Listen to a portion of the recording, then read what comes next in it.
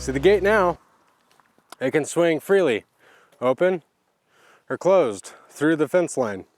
They gave me this nice little chain so that way I can keep my gate closed. So even when it's hooked, your gate can still move a little bit one way or the other. Well, how do you stop that? You put on a slam latch. That is a slam latch. This big piece goes on the post here, and the other piece sits on the gate. As you pull the gate shut with some force, it's going to latch right there into the closed position. So there's everything that we were given for our slam latch.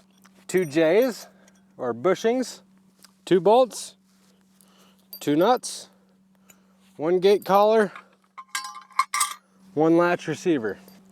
Let's talk about what these are.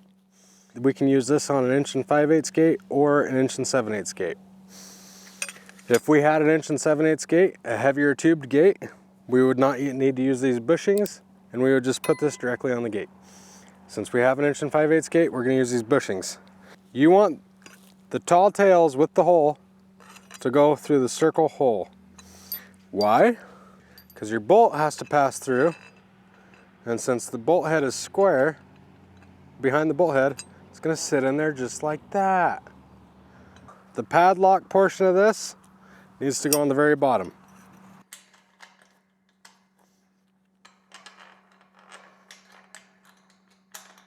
If you're not using a wire-filled gate like we are today, where you would put this is right on the pipe intersection right here, because then this can't twist like it can right now.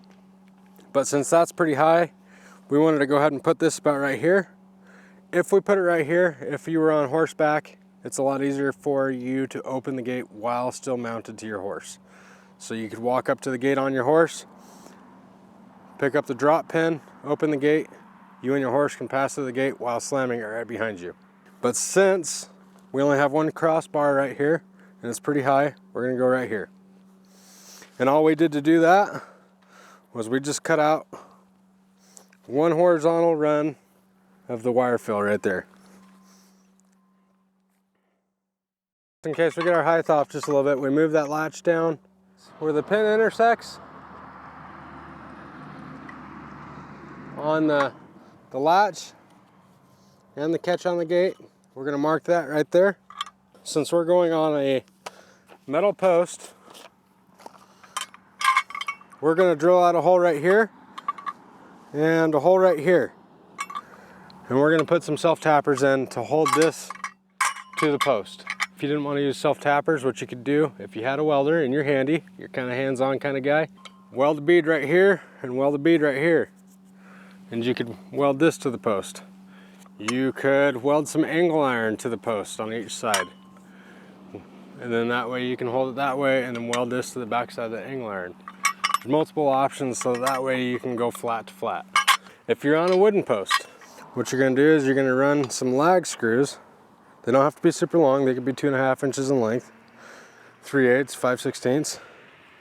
Run those in. Another thing you can do, if you wanted to, this is huge if you want to. It's a huge gray area. We're gonna get some opinions out of this. Boy, I tell you what. You take a chainsaw and you can make this flat to the point where you're gonna receive on that. Now, if you do such a thing, you can also take some treat and retreat that area where you took the treat off the post. It's totally a personal preference on what you want to do. We're going to drill out those couple holes there.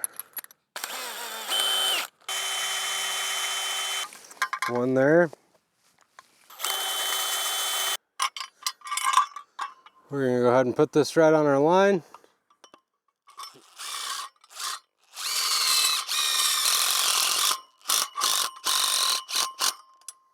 And if you go into metal like that, make sure you don't go in so fast that you twist the head of that screw off. You can also pre-drill the hole into your post. Just make sure you go with the smaller bit.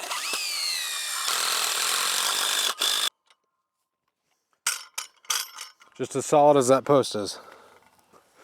Now that we have our latch set, make sure when you do that, you go to the right mark. My mark was up here. So that's how you mount that. I just wanted to show you real quick on the way that you put those screws in.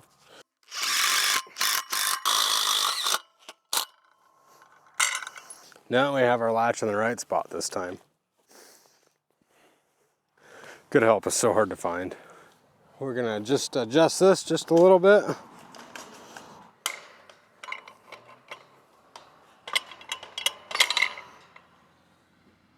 The nuts on those bolts are 1/2 inch, so you want to make sure and have a 1/2 inch wrench or socket with you, which I don't. Good help is so hard to find.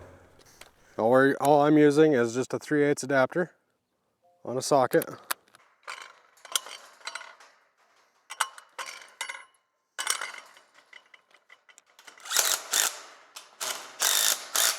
We're gonna go ahead and tighten those up. Since we didn't go over that pipe like I was talking about, this is gonna sit there and twist and turn. There's animals, horses, cows, sheep, pigs, goats. Yeah, goats are bad. I've seen those things just jump off of these gates and get them to knock this latch free. Llamas, I think you get the point.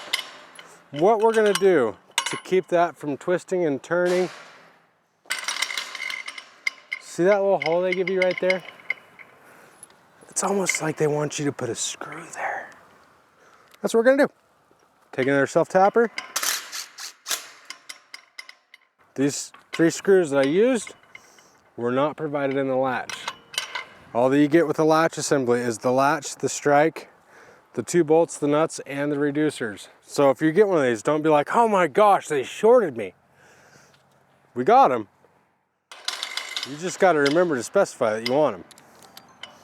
So we're going to put one more on the back side. Just because we want to make sure that's not going to twist and turn. Because if you don't put those screws in, you still have a really good chance of that twisting, turning. And if it does, that gate just going to swing right through the closed position and open one more time again. I was telling you about how awesome this is.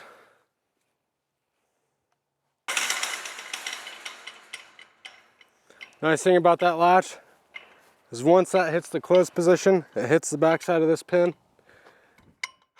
and gravity brings that one in.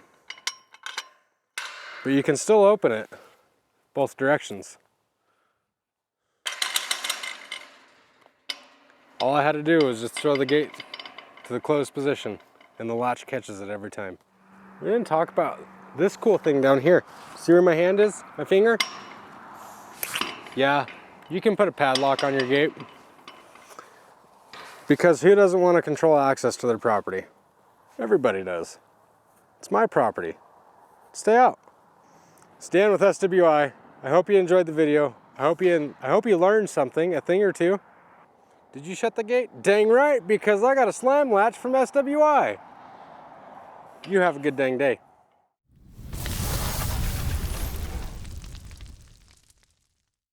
Hold on, I think there's zebras. I've seen zebras just kick these things with 1 foot. Giraffes, they're really bad about it. Sometimes giraffes just step over the gates. They need a taller gate. Elephants are really bad about it.